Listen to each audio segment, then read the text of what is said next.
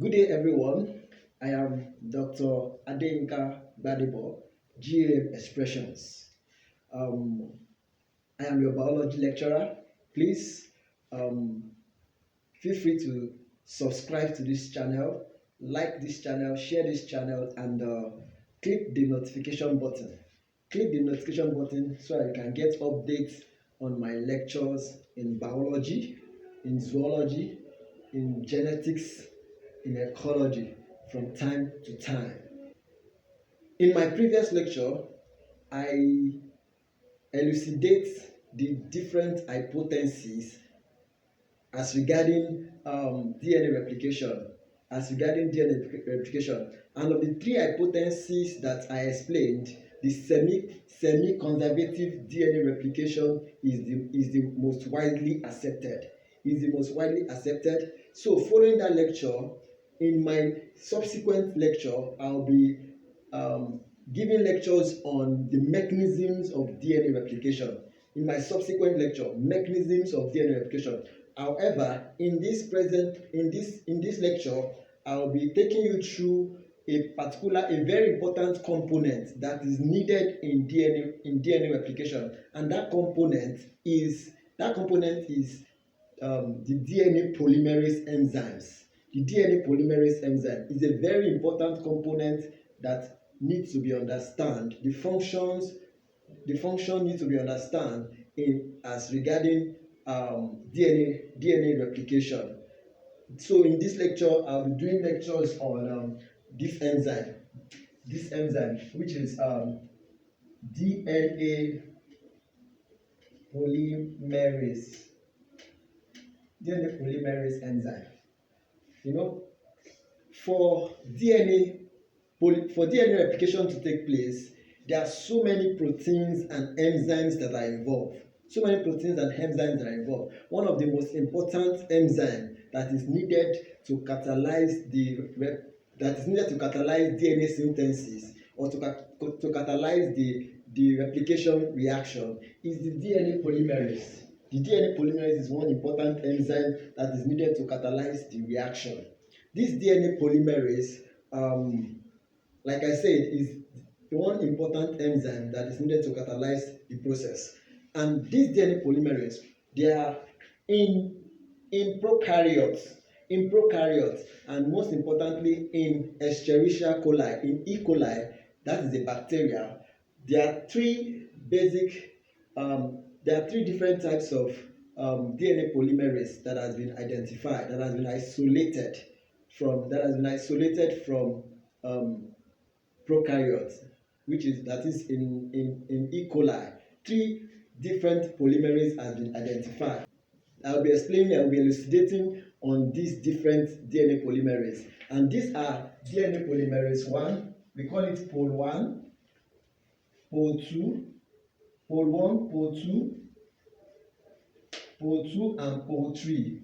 These different enzymes has been observed and isolated in Escherichia coli, and they are involved in DNA replication process.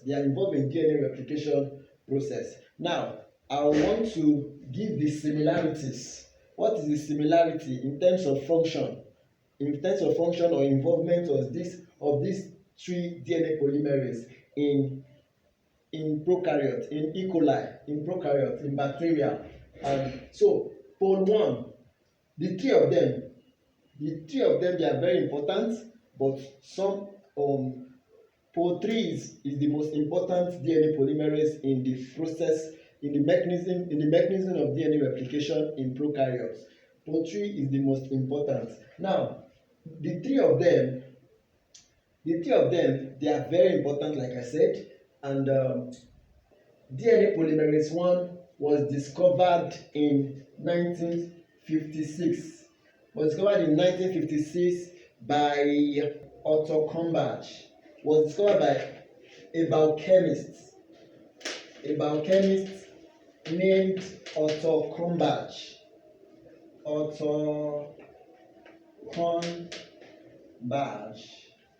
And that is in 1956.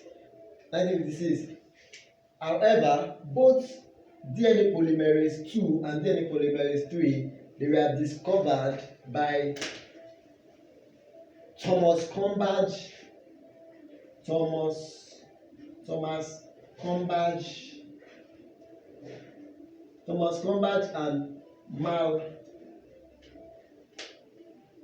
Malcolm Gefter in 1970. Malcolm Gefter in 1970. These two were discovered by Thomas Combadge and Malcolm Gefter in 1970.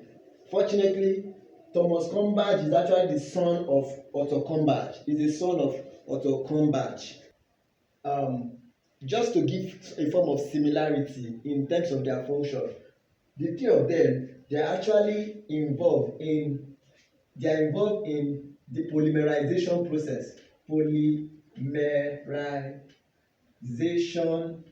They are involved in the polymerization activity. The three of them, they are involved in polymerization activity.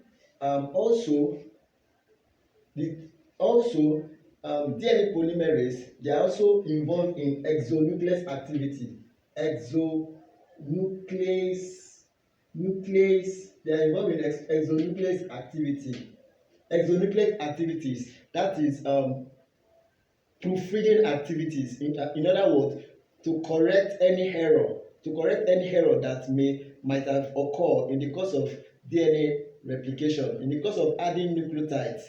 Sometimes errors do occur. So exonuclease activities normally correct these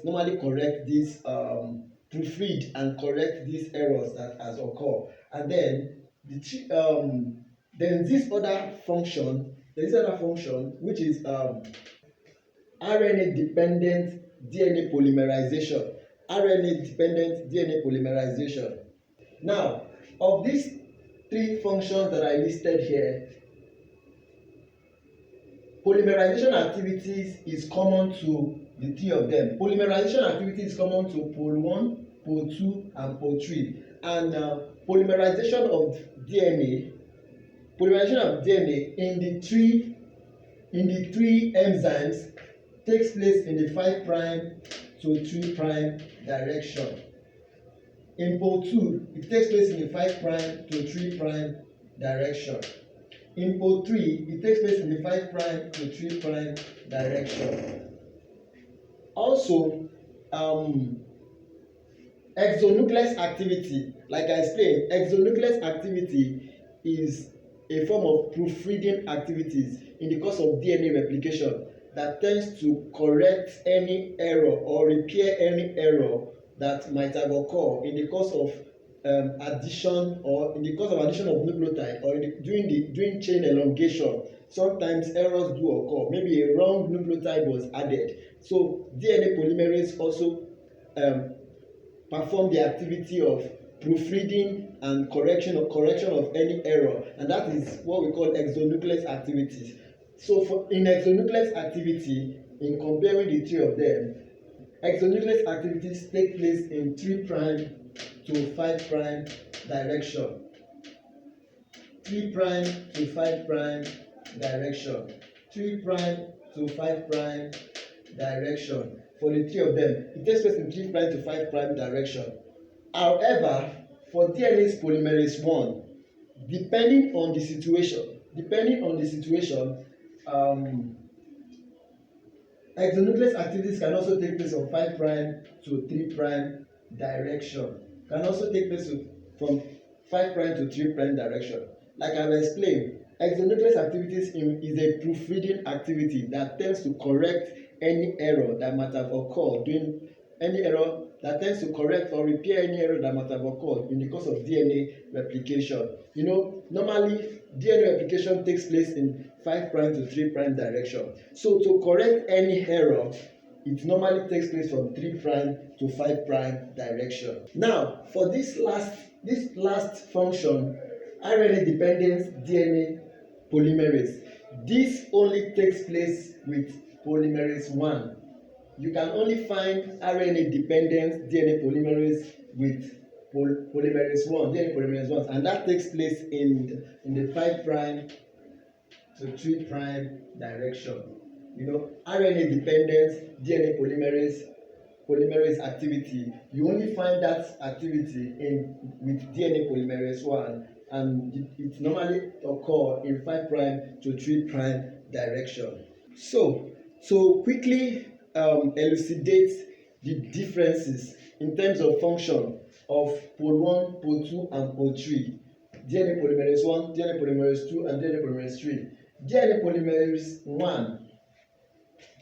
is actually involved in the polymerization of short stretch of DNA. That is, it is involved in synthesizing short stretches of DNA. It is also involved in repair mechanisms. If there is any error, it is involved in repairing any error during DNA synthesis or during DNA replication. Pol 1 also acts as a support enzymes for DNA polymerase III. DNA polymerase I also acts as a support enzyme for DNA polymerase III. So, also DNA polymerase II. Actually, the function of DNA polymerase II is not well known, and the function is not well known. However, it has been said to be a backup enzyme for DNA polymerase III. In a case during DNA synthesis, if there is a sudden stoppage, a sudden stall in the function or in the activities of DNA polymerase III, usually it has been observed that DNA polymerase II quickly act as a backup to continue the process of DNA replication. So DNA polymerase II act as a backup polymerase during DNA replication. So DNA polymerase III is the most important DNA polymerase. It is the true polymerizing enzyme. And DNA polymerase III, it can synthesize long stretches. It can synthesize long stretch of DNA without falling off. It can synthesize long stretch of DNA without falling off. And DNA polymerase III is made up of multiple subunits. Some of these subunits are named as alpha subunit, beta subunit, epsilon subunit, gamma subunit. It has other subunits. And this DNA polymerase III has been observed to have a clamp structure,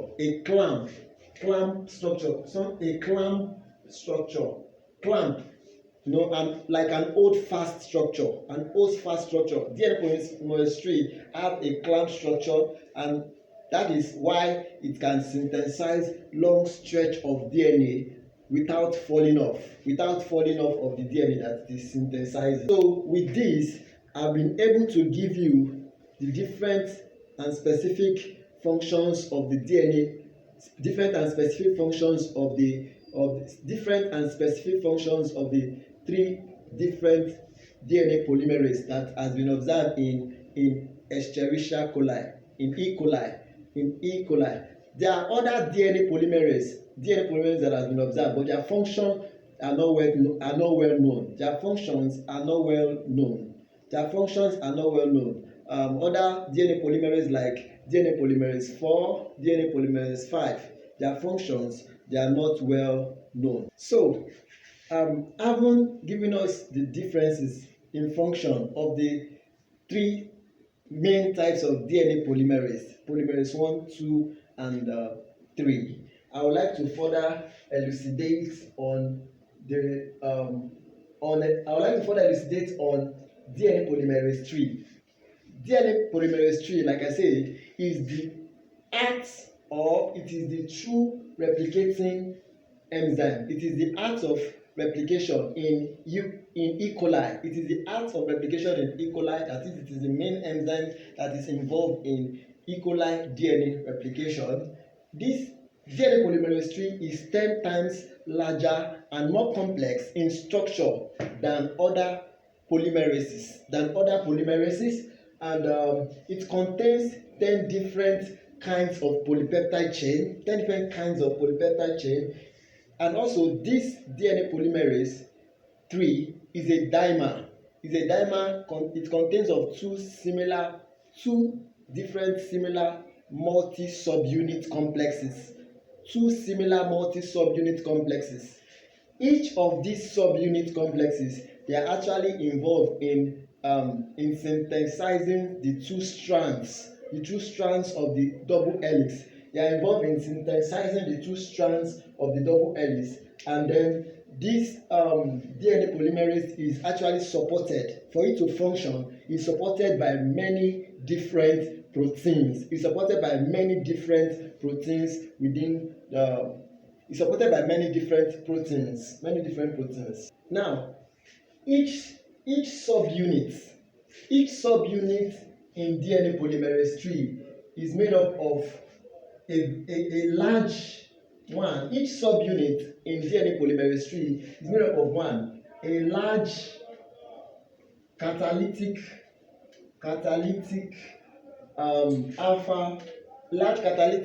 alpha subunit that is involved in the addition of nucleotides in the 5' to 3' direction during replication, and also is made up of is also made up of a smaller